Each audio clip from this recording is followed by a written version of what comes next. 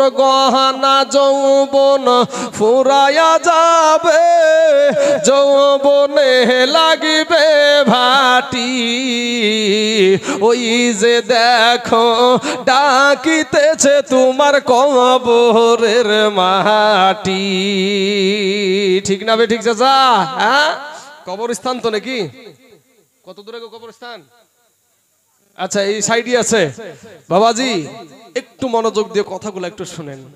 ও তোর গহনা যৌবন ফুরায়া যাবে, যৌবনে লাগিবে ভাটি। ওই যে দেখো ডাকিতেছে তোমার কবরের মাটি। বাবু গো, সন্ধ্যার আগে যেদিন এ ডুবিবে বেলা, এক মুহূর্তে শেষ হইবে তোমার রঙ্গেরি মেলা। বাইরে সন্ধ্যার আগে যেদিন এই ডুবিবে বেলা, এক মুহূর্তে শেষ হইবে তোমার রঙ্গেরি মেলা। তুমি কার মারো এ জোরে ধম,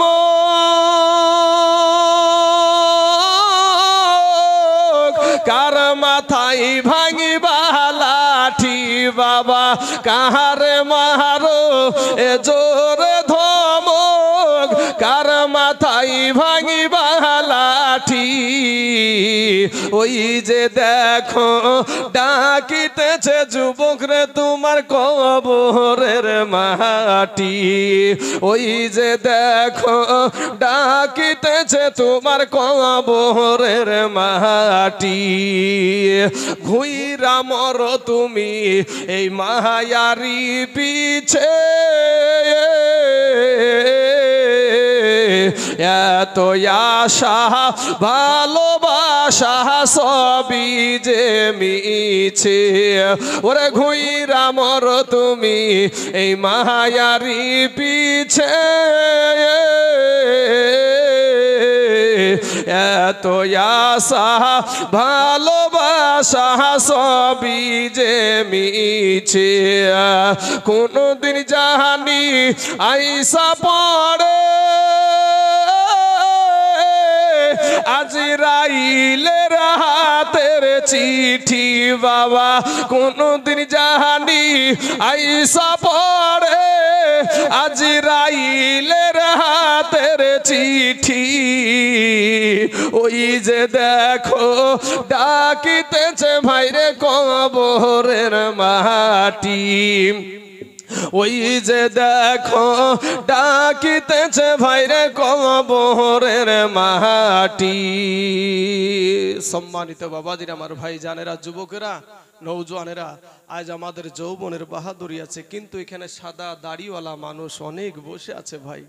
তাদেরকে জিজ্ঞাসা করো, দাদা তোমার যৌবনের হালাত কি?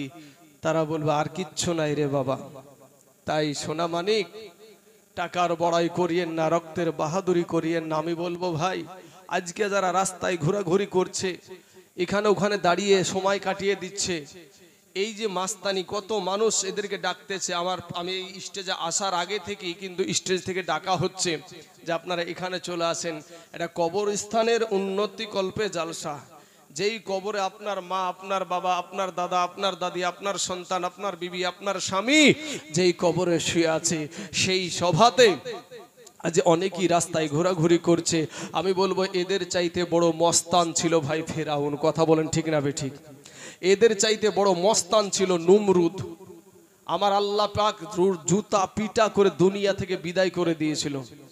আজ কিছু টাকা হয়ে গেলে বাবাজি মসজিদ, মাদ্রাসা, গোরস্থানকে বাবাজি বৃদ্ধা আঙ্গুলি দেখায়, কিন্তু সাদ্দাদের চাইতে টাকাওয়ালা ব্যক্তি আপনি আমার কেউ নাই।